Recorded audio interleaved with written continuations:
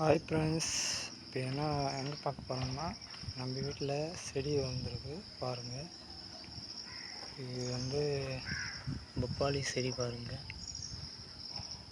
இப்போ வளர்த்துறோம். இது பப்பாளி செடி.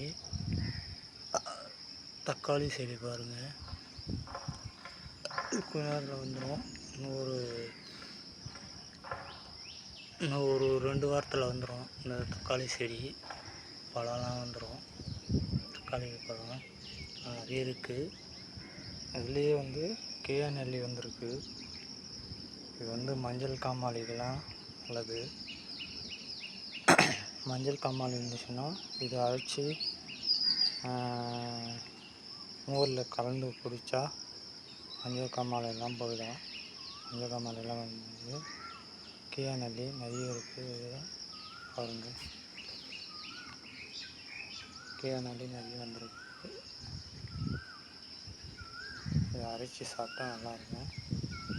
பப்பாளி செடி பாருங்கள், ஒன்று இருக்குது. இந்த இதில் வச்சுருக்கோம். இது நடணும். இது ஒரு பூ நரம்பு உண்டு.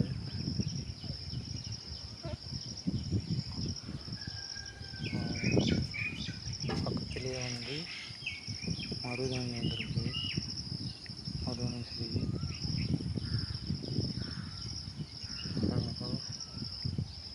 மருதாணி செடியெல்லாம் இருக்குது.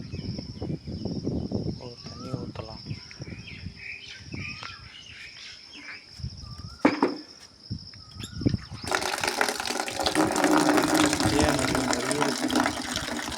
வைத்தியத்துக்கு நல்லது.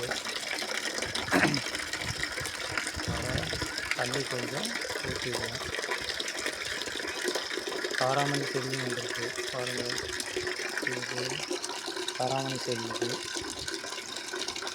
காராமணி செடியும் நிறைய வந்துருக்கு பாருங்கள்.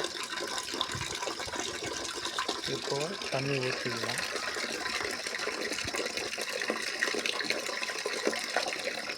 அடுத்த செடி போய் பார்க்கலாம் வாங்க. தண்ணி கொஞ்சம் ஊற்றிக்கலாம். அப்புறம் வளரும்.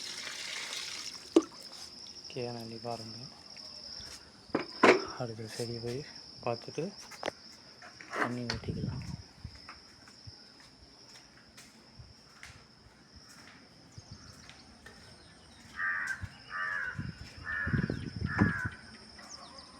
பாருங்கள் ஃப்ரெண்ட்ஸ், இங்கேயும் தக்காளி செடி வந்துருக்கு. செம்பருத்தி பூ, வெள்ளை செம்பருத்தி பூ. வெள்ளை செம்பருத்தி பூ தெரியுதுங்களா? தண்ணி ஊற்றிக்கலாம்.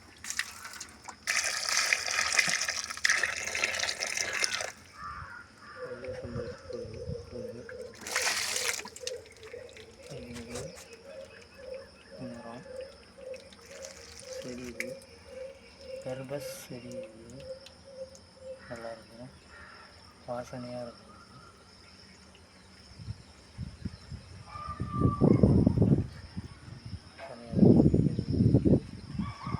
செம்பருத்தி பூ, வெள்ளை செம்பருத்தி பாருங்கள்.